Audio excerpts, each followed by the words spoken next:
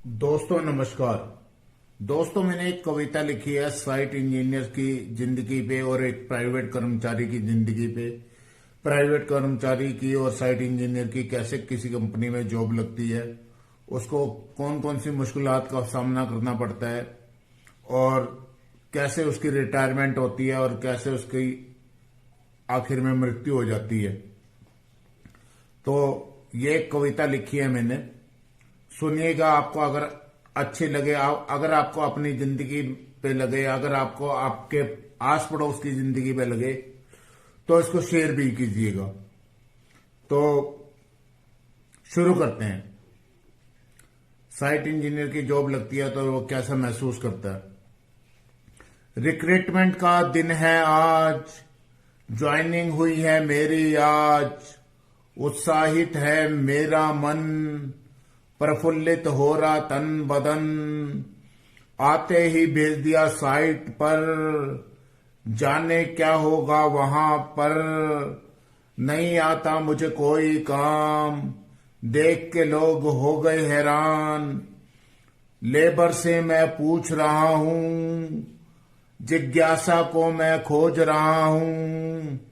अब क्या होता है, जब उसने लेबर से पूछना स्टार्ट कर दिया तो लेबर हो गई है तंग और उसने अपने कॉन्ट्रैक्टर को इन्फॉर्म किया। कॉन्ट्रैक्टर उसके बॉस को इन्फॉर्म करता है। तो कॉन्ट्रैक्टर और बॉस के बाद उसकी क्या स्थिति बनती है तो सुनिएगा। कॉन्ट्रैक्टर ने किया है बॉस को फोन, साइट हो गई मेरी बंद, आपने क्या लफड़ा किया है, जीना हमारा इसने हराम किया है, इसको नहीं है कोई ज्ञान, मेरी लेबर हो गई हैरान। बॉस क्या कहता है उसको, बॉस ने पेला मुझे अभी, घर जाऊंगा मैं जल्दी, रेजिग्नेशन उसने मांग लिया है, बिस्तर मैंने बांध लिया है, ट्रेन का टिकट बुक किया है। अब घर जाने के बारे में जब वो सोच रहा है तो अपने परिवार की उसे याद आ रही है, उसे अपनी गलतियों के बारे में महसूस हो रहा है। तो कैसी फीलिंग आती है उसकी।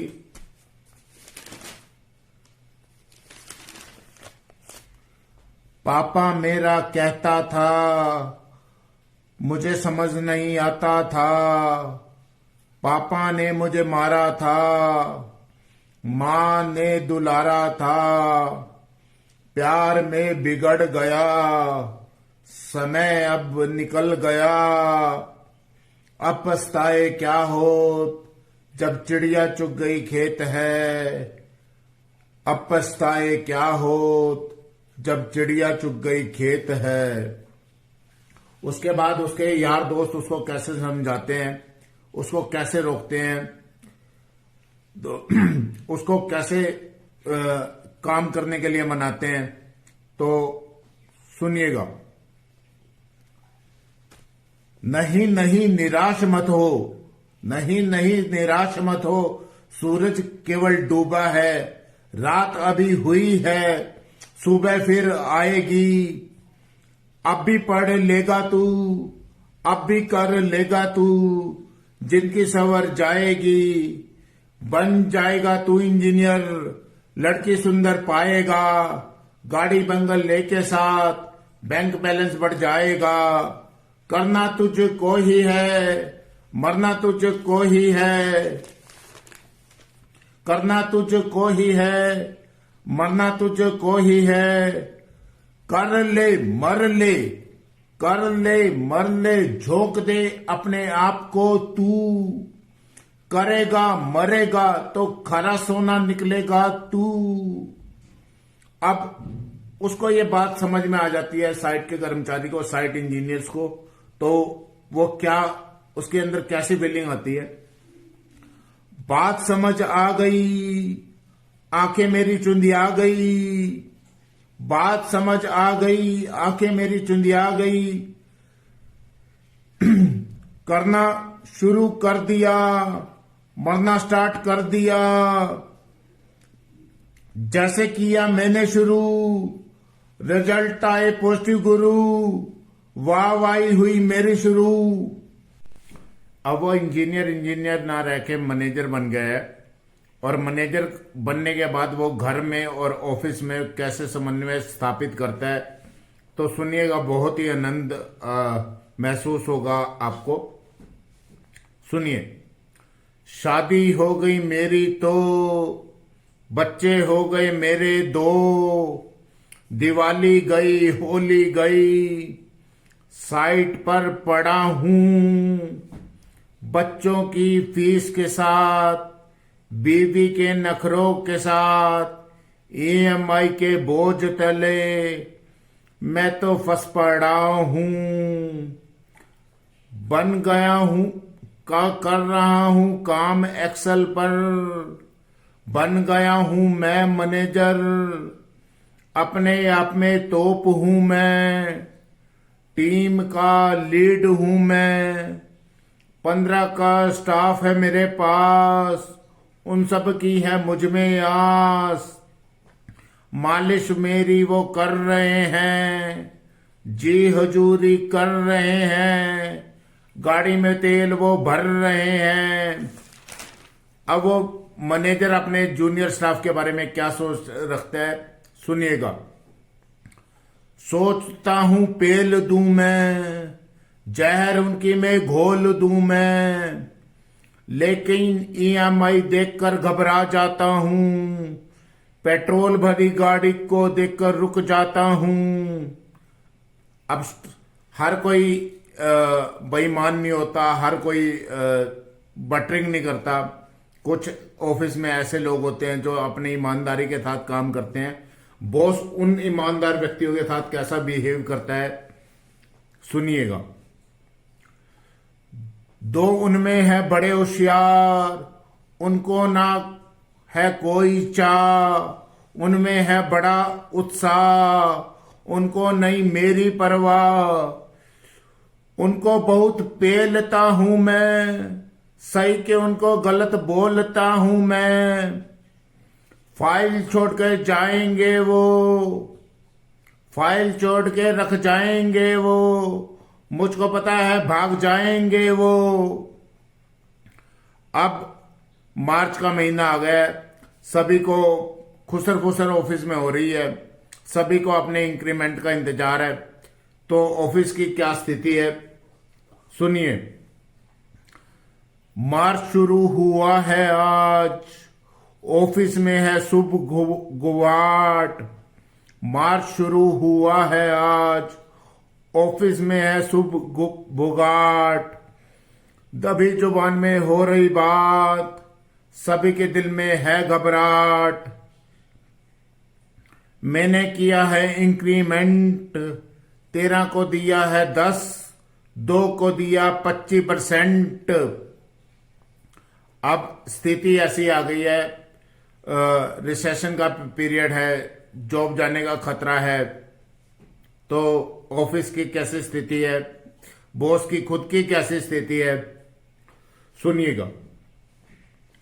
रिसेशन अब आ गया है, नौकरी का खतरा जाग गया है। लाला, लाला यानी कि सीईओ, लाला ने बुलाया है, लिस्ट में नाम आया है, हाय रे कोरोना की मार, अब हमको रोटी की दरकार, हाय रे कोरोना की मार, अब हमको रोटी की दरकार। अब उस मैनेजर ने, उस इंजीनियर ने काफी साल जॉब कर ली है, और वो एक ऐसा दिन आ गया है जब वो रिटायरमेंट हो गया, उसकी 58 से 60 साल की एज हो गई है। तो वो कैसा महसूस करता है और क्या उसकी जिंदगी में बदलाव आ रहे हैं। दुल्हन सी विदाई हो रही मेरी, भावुक हुआ हूं मैं आज, कमरों को मैं ताक रहा हूं, खिड़कियों से मैं झांक रहा हूं, क्योंकि रिटायरमेंट का दिन है आज, रिटायरमेंट का दिन है आज। अब उसकी रिटायरमेंट हो गई है और वो अब वो दिन उसके जो ऑफिस के थे वो चले गए हैं, अब वो घर में पड़ा है और घर में उसकी क्या स्थिति है, घर वाले उसके बुढ़ापा आ रहा है उसके धीरे धीरे, उसके बच्चे बड़े हो गए हैं, बच्चे उसके बारे में क्या सोचते हैं और कैसा महसूस करता है वो व्यक्ति, वो इंजीनियर। सुनिएगा। पोता पोती बड़े हो गए अब, खुशियों के दिन लग गए अब, बात मेरी कोई सुनता नहीं, पड़ा हूं मैं कोने में कहीं, गठरी का एक ढेर हूं मैं, अब तो सब पे बोझ हूं मैं, मौत आ नहीं रही मेरी, खासी जा नहीं रही मेरी, बेटे बहू में हुई लड़ाई, वृद्धाश्रम की बारी आई। अब वृद्धाश्रम की उसकी बारी आ गई है और उसे अब अपने बचपन की याद आती है। तो बचपन में क्या करता था, कैसा महसूस होता था उसको, क्या क्या उसकी स्थितियां थी, तो सुनिए। देख रहा हूं दिन में सपने आज, आ गई मुझको बचपन की याद, जब भी स्कूल जाता था मैं, गन्ने तोड़ के खाता था मैं, गुल्ली डंडा कबड्डी खेलता था मैं, मिट्टी में झोलता सन जाता था मैं, वो भी क्या दिन थे, ये भी क्या दिन है। अब वो 80-85-90 की उम्र हो गई है और उसकी मरने की स्थिति आ गई है, वो बेड पे लेटा हुआ है हॉस्पिटल के और यमराज जी आ गए हैं, लेकिन उसकी लालसा अब भी खत्म नहीं हो रही। तो यमराज जी उसको क्या कहते हैं और वो यमराज जी को क्या कहता है, सुनिए। अब आ गए हैं यमराज, मैंने मांगे वर चार, अब आ गए हैं यमराज, मैंने मांगे वर चार। वो बोले, मूर्ख छोड़ दे अब तो तू तो आस, मूर्ख छोड़ दे अब तो तू तो आस, जीवन लीला हुई समाप्त, हिसाब तेरा करना होगा, टैक्स तुझे भरना होगा, ले जा रहे हैं मुझको आज, लेकिन अब भी है मुझ में स्वर्ग की आस, अब भी है मुझे स्वर्ग की आस। जयराम जी की। अगर दोस्तों ये कविता आपको पसंद आई हो, आपकी जिंदगी से जुड़ी हुई हो, आपकी आस पड़ोस से जुड़ी हुई हो, तो इस कविता को शेयर जरूर कीजिएगा। ये हम सबके घर की कहानी है और हम सबके आस पड़ोस की कहानी है ये, तो इसको शेयर जरूर कीजिएगा। अगर आपको लगा हो आपके ऑफिस में, आपके घर में ऐसी स्थिति है या आपके आस पड़ोस में ऐसा कुछ है, आपको लगता है, तो आप इस कविता को शेयर कीजिएगा ताकि किसी के घर की ऐसी स्थिति ना बने, ताकि हर इंजीनियर, हर कर्मचारी और हर आदमी का घर सुरक्षित रहे। इन्हीं शब्दों के साथ आपसे विदा लेता हूं। आपका दोस्त सुरेंद्र मित्तल, रक्षित इलेक्ट्रिकल प्रोजेक्ट वर्क के लिए धन्यवाद।